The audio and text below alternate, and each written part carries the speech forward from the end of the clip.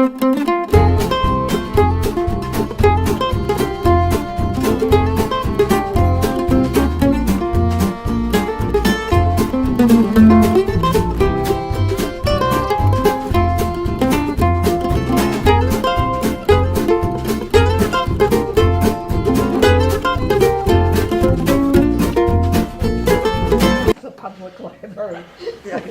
know.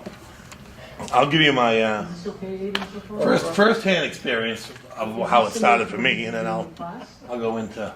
You're going to give us the short version pretty much. of the abridged version? Yeah, I'll go through it quickly. So, I was coming back in the city from a meeting out of town, and when the calls began to come in, I was probably up by Merrimack College. I was in Middleton for a meeting, and the calls came in, and it was there was this basement fire after basement fire after basement fire. So my immediate reaction was, this is a hoax. This is somebody calling 911 saying, my house is on fire, my house is on fire, my house is on fire.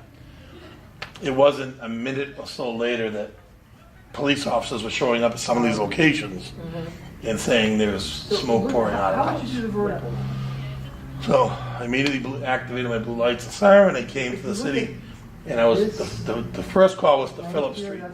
So I started heading there because that was confirmed flames. The others were just at that point in time heavy smoke. You know. So I was approaching Phillip Street, Boxford Street at Phillips. Some woman jumped in front of my car. She couldn't get through to 911 because you have sign relative to that right triangle. just right. I'll step aside from that.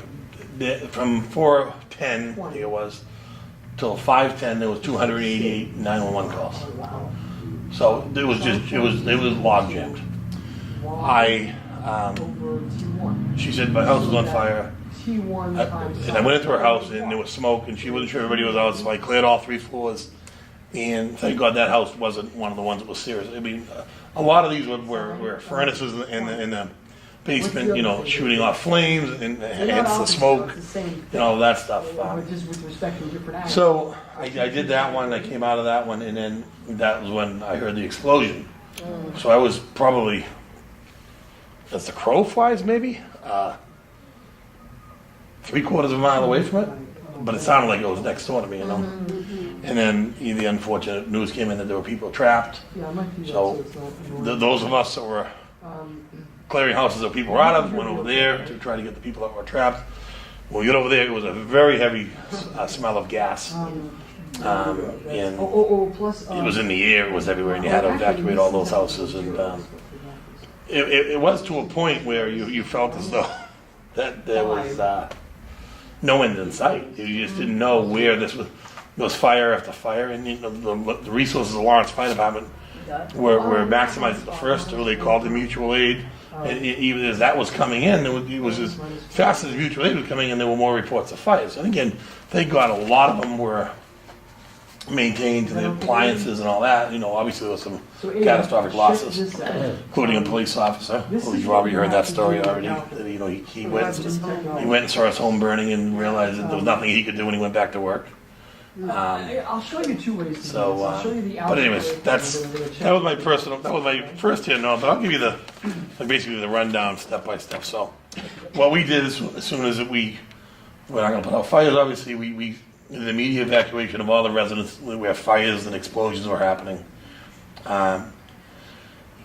At that point, we reached out to neighboring departments. And when we reached out to neighboring departments, we soon realized that Andover and North Andover, which is the normal course of action. So, if we have something where we need mutual aid, the first things we do is reach out to Andover, North Andover, and Methuen. So we did all those 3, only to realize that Andover and North Andover were dealing with their own issues. So then at that point we realized that we had something very serious on our hands here. We established a command center. The perfect location was the old cinema 6 through 11 there, behind the old Denny's, and the reason being it's right off the highway, it's wide open. resources started pouring in. We immobilized the state police. They came with tremendous resources, including a helicopter. What's the sign of 30? After that, we mobilized NEMLAC, which is the Northeast Law Enforcement Council, which we're a part of. Each department in northern Massachusetts, 60 communities and sheriff's departments actually, we provide personnel. So I think we have like 10 to 12 guys that are part of NEMLAC. So if there was, it could be anything. It could be a big parade in one town. You know, we share personnel to offset the cost, you know. So something like this, we bring them all in, and they were working side by side with us the whole entire time. Both, you know, and they brought, you know, equipment, communications, as did the state police. They brought a tractor trailer, which was like the command center for everything, MEMA, the governor, all that stuff.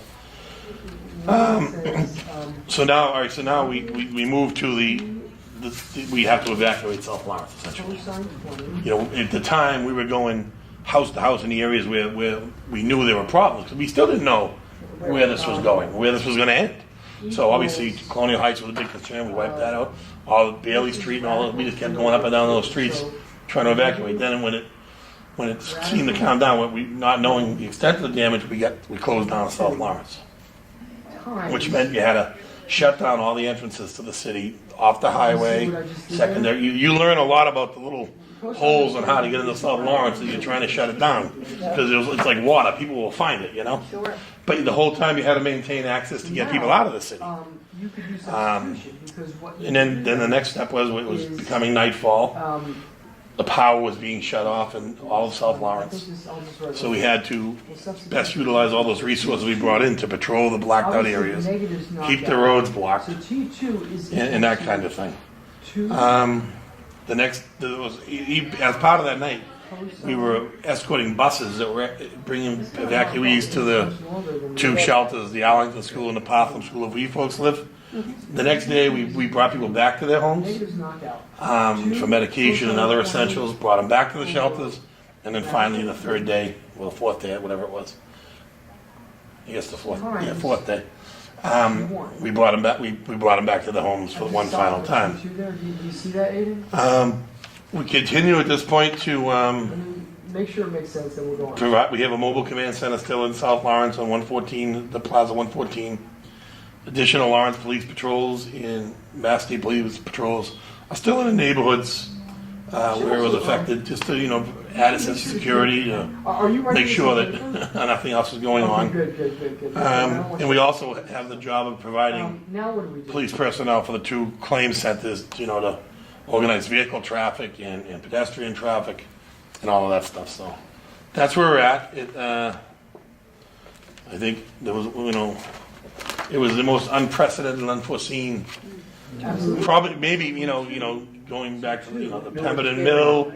I mean, thank God, as tragic it was, we lost life. It was terribly sad that we lost one young boy, but you know, we could have lost a lot. We had no way. There was a point in time where no one knew where this was going to end, and it's a tragedy all the way around, and you know, like this, you know, sad loss of that child and people's property. Property being replaced, people can't. But you know, it was a first responder. You saw the very best in people, because everybody was helping out. Men were running around with pipe wrenches, shutting off people's gas outside their houses. I mean, it was you know, and in the outpouring of what's going on in the city since, with people donating their time at the shelters and donating food and clothing and everything else. It's been. People with the bags. I got 100 donuts in here going to the Arlington School. You know, plus other people doing the same thing. Yeah, it was. You know, it's tragic. I mean, it brings out the very good. You know, it is a tragic disaster. I mean, it's a natural gas disaster. There was a good article. I haven't had a chance to read it yet, but someone sent it to me in the Washington Post. I think it was saying, you know, the person was an engineer of sorts, on infrastructure and that kind of thing. And this is like this. There's been nothing like this on this scale in recent years. You know, so that's what I have. I can tell you what's going on in your neighborhood. Yeah, we don't have gas. But you know, and this is, I mean, there's nothing wrong with this, but I found myself on Saturday coming north to south quite a bit. You gotta go, we'll Go to the senior center and whatnot, and just solve. when you cross the bridge, it was like, over here, it was like normal everyday life, you know? As soon as you go across the bridge, it was like a barren wasteland. There was nobody anywhere. If you saw a car on the road, it was like, it was almost like hearing a plane in the sky during those days after 9/11 when you heard a plane, you knew it had to be military or something, you know? But and I was on patrol the first night overnight, and the fog set in, and it was so dark. You couldn't see, with the blue lights flashing, all you see is the lights flashing to the fog. You couldn't even see the front of your car. I would just hug the center line and just follow the center line and hope nobody jumped out in front of me. Of course, I wouldn't have to worry about it, because if someone had jumped out in front of me in that dark, I sure would have had a massive heart attack. I wouldn't be here to worry about what happened to the guy I hit. So. All right, so the crime stats for that area for August. Crime, homicide 0, citywide 0, robbery 0, citywide 7. Non-domestic assaults 1, citywide 26. Residential burglary 0, citywide 3. Commercial burglary 0, citywide 1. Larcenies over 1,200, 1. Citywide there were 5. And motor vehicle thefts there were 2. Citywide there were 21. And you folks have been coming here for quite a while. 21 cars in a month is an outstanding number. May it always be thus. Not on paper, because I guess it was once wood, right? That's what I have. Do you have any questions for me? You said Phillip Street, do you know what area? I want to say, There's no house for Habitat that I worked on. don't know. It's around, it was 65, so it's down in that area. Yes, because it was definitely between Andover. Well, I can't judge where the fire trucks were. Again, I never made it to them because a woman jumped in front of my car. But it was right around Andover and Andover and Farnham, so it was close to that house they built for the young boy there that was shot that time. Right, yeah, but then there's the other one that was Same for as the on veterans. Market Street a few the years ago, duplex. we rehabbed that house. Actually, And I they was had a just fire doing right one after shot. that. And we rebuilt it same as it was before. Yeah, Springfield Street, Right that across house, the same one in Warren down. Right, well, that was the one that was their save house, right? The one that burned down this time. That was the one. If they hadn't get to that house, that when we had the big fire on Park Street, we would have lost that whole block. So. Was there something last night up around Belmont, Hendrick, Jackson Street? And I would just put the cosign Regarding- Radical 3 and it's I don't know. I don't know off the top I of my head. heard a vehicle pull in behind next door to us. It's all about syntax. It's too big parking And lot. not meant like a parentheses. And then you're gonna But then absolutely love This one guy hollered at them and they took off. He stayed back. And then he hollered to someone else to take off. And then I saw a police car going around, but I have no idea. I don't think there's any really that big, because I would definitely heard of it. For the most part, we did have one shooting over the weekend, but for the most part, this weekend was very quiet. Which, given the weekend, I think, it's just, tragedies like this, it brings people together and does strange things to people, and people change their attitudes, and they come to a greater respect for life. And I called my wife. I live off of Alverna Street on South Bowden, and again, no one knew where this was ending, right? Right. So I said, get out of the house. Get the kids, get out of the house. My son was in his T-shirts and boxer shorts. I said, get him out of the house. I don't care. Just get him out of the house. Because you just don't know, Yeah. And I am in the affected area still, where I don't have gas, because I'm on a low pressure line. So I just miss it. My brother lives around the corner. He's got gas, so I installed an electric hot water tank last night, because The only problem was, on the TV, it treated North Lawrence like not a part of Lawrence. Because they would say, all of Initially. Lawrence is going to lose their electricity. Right. We didn't lose our electricity. Yeah. right. All of Lawrence, turn off your gas. No, who was saying that? On the TV. On the TV. It's like the commentators or whatever, right? Well, it came as the trailers at the bottom. Right, so that was probably where things were getting released. It was getting lost in translation to the Right. people that were But it typing didn't it in say, the North Lawrence, it just said all of typing Lawrence. into the computer, and Right. the in the news stations, you know. then it stays on. Yeah, it's So not- all of Lawrence, turn off your because gas, I all of Lawrence couldn't evacuate What tells immediately. me that I didn't make any So, syntax errors. Why do we have to So, yeah, evacuate? The it's Parkland definitely School gotta be is right down the street and it's Yeah. a shelter. Why should we evacuate? Are you No, looking at So- there was only, the only report I heard, and you know, you also run the risk of having a gas leak over here that has nothing to do with any of this, right? Right. Because we have gas leaks all the time in the city. It still should be. So, there was one report of something on Water Street. Yep. And when I heard that, which turned out to be not be related, when I heard that, I was like, oh boy, Yeah. if it's jumping over there, where is this gonna stop, you know? It's And important to Yeah. show the work like this. They'll show you. I have no idea of the plan, the restoration, or the length of time. I think the indications are it's gonna be a little bit, so, but I don't think anybody knows the actual time frame, and I'm hoping to hear in a few weeks, so. But I ended up calling police, Try and not get the the 55 non-emergency, try and the get the right police answer, and station, we'll and go. asking if we really had to evacuate North Lawrence.